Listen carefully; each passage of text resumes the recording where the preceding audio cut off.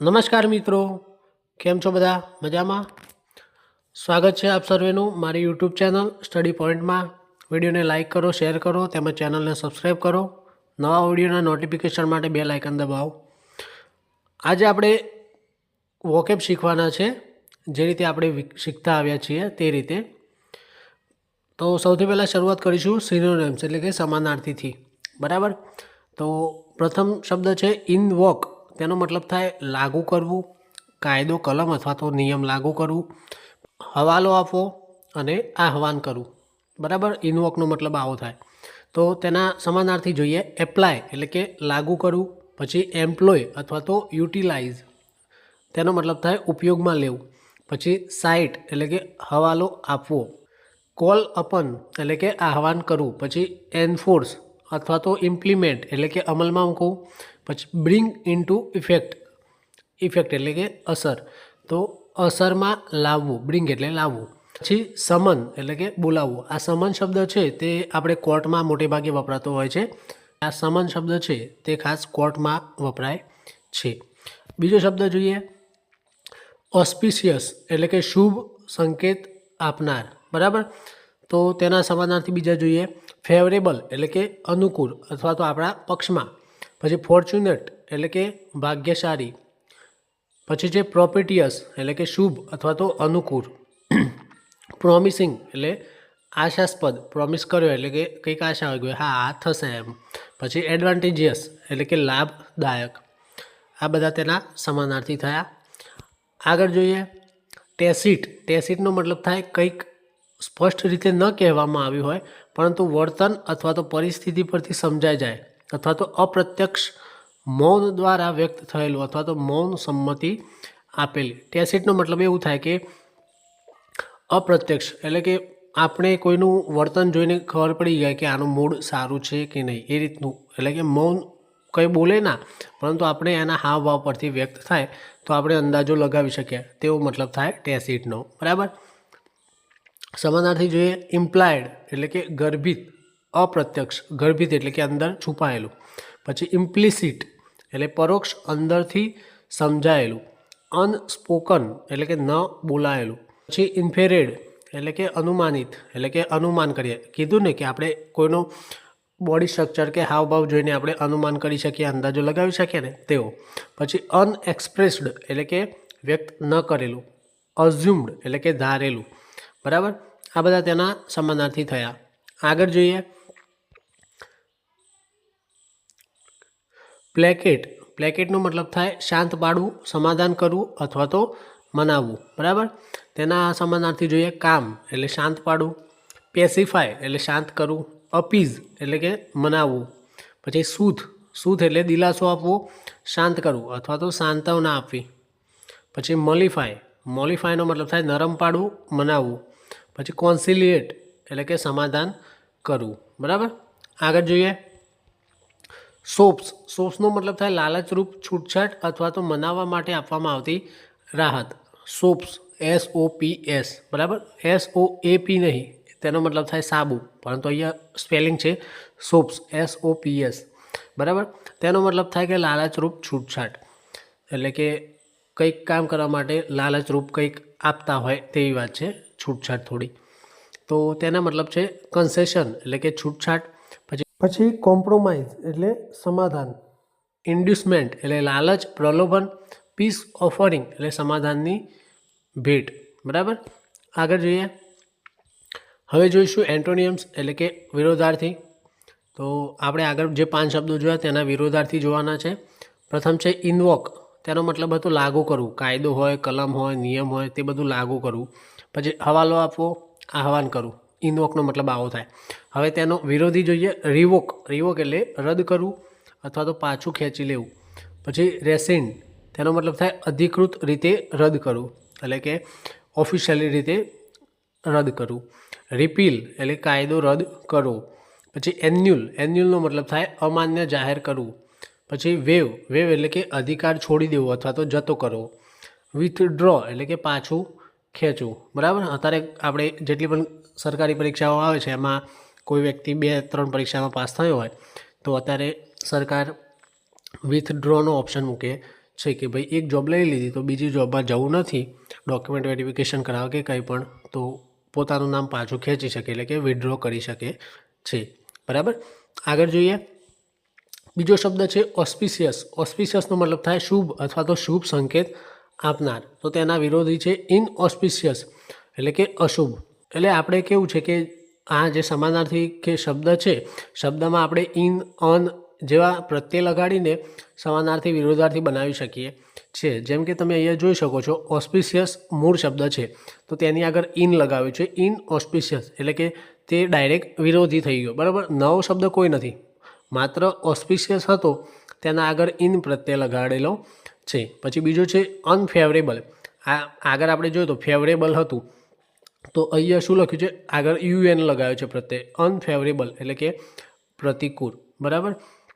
પછી છે અનપ્રોમિસિંગ એટલે કે નિરાશાજનક, એડવર્સ એટલે કે વિપરીત, ઓમિનિયસ એટલે કે અશુભ સંકેત આપનાર, બ્લીક એટલે નિરાશાજનક, અનફોર્ચ્યુનેટ એટલે કે દુર્ભાગ્યપૂર્ણ. એટલે તમે જોઈ શકો છો કે કેટલા શબ્દો છે જેમાં આગળ ઇન અથવા તો અન પ્રત્યય લગાડી લે વિરોધી બનાવેલો છે.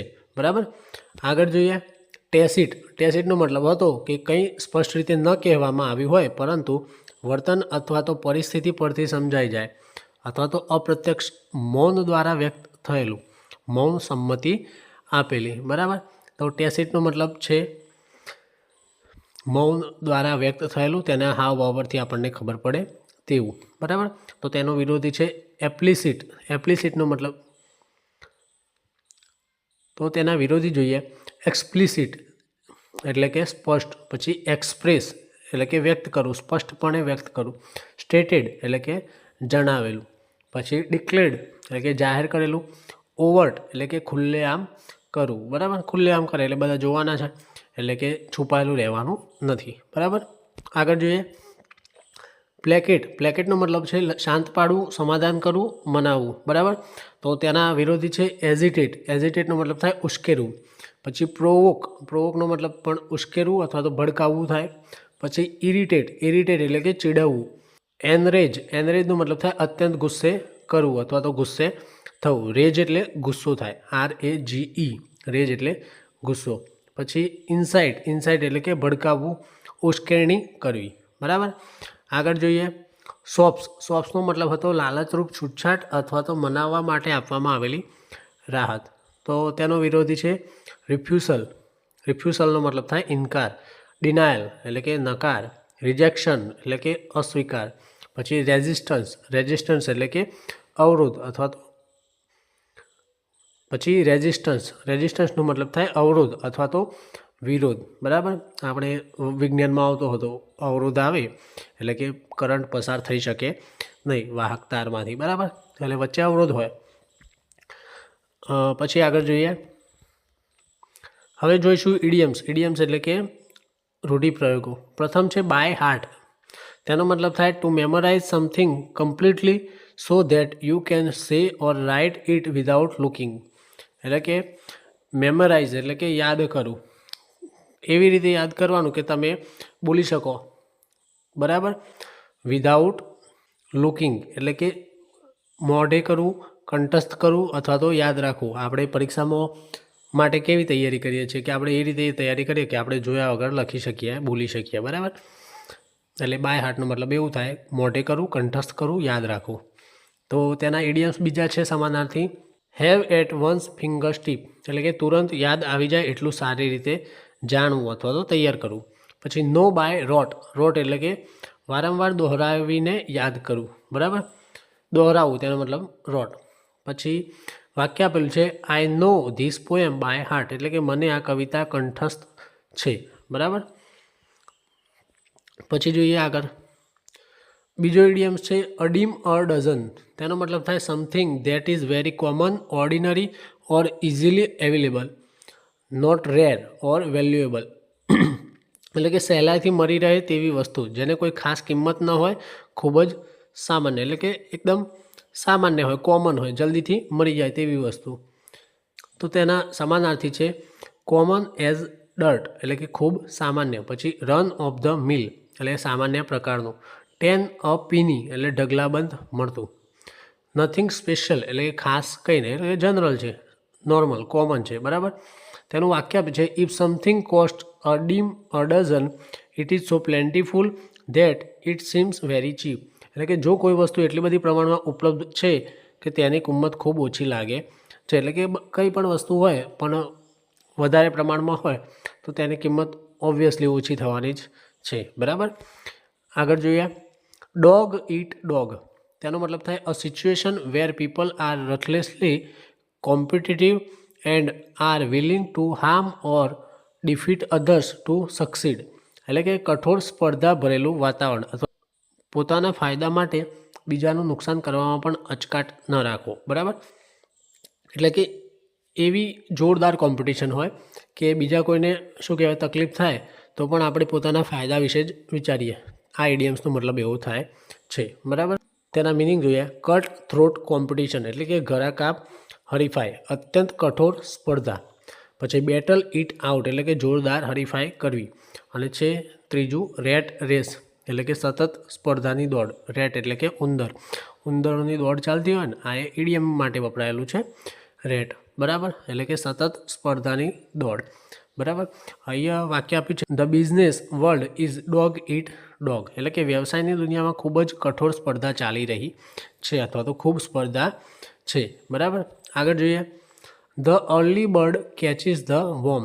અ person who starts early or acts promptly has a better chance of success and gets the best opportunities. એટલે કે જે વહેલું ઉઠે અથવા તો વહેલું કામ શરૂ કરે તેને સફળતા મળે છે અથવા તો વહેલા કરેલું કામ વધુ ફાયદાકારક બને છે. એટલે કે એવો પર્સન જે જલ્દી શરૂ કરે, ઝડપથી શરૂ કરે કંઈ કામ એટલે તો તેને નફો થવાનો, ફાયદા થવાનો ચાન્સીસ તેને વધારે રહે છે. The early birds catches the worm, બરાબર. તેના બીજા મિનિંગ જોઈએ ફર્સ્ટ કમ ફર્સ્ટ સર્વડ એટલે કે જે પહેલાં આવે તેને પહેલાં સેવા મળે. પછી strike while the iron is hot એટલે કે યોગ્ય સમયે તકનો લાભ લેવો. એટલે કે પેલું હિન્દીમાં કહે છે ને લોહા ગરમ હો તભી હથોડા મારને કા, બરાબર, તેવો મતલબ થાય. મેક હે વાઇલ ધ સન શાઇન્સ એટલે કે અનુકૂળ તકનો લાભ લેવો, બરાબર.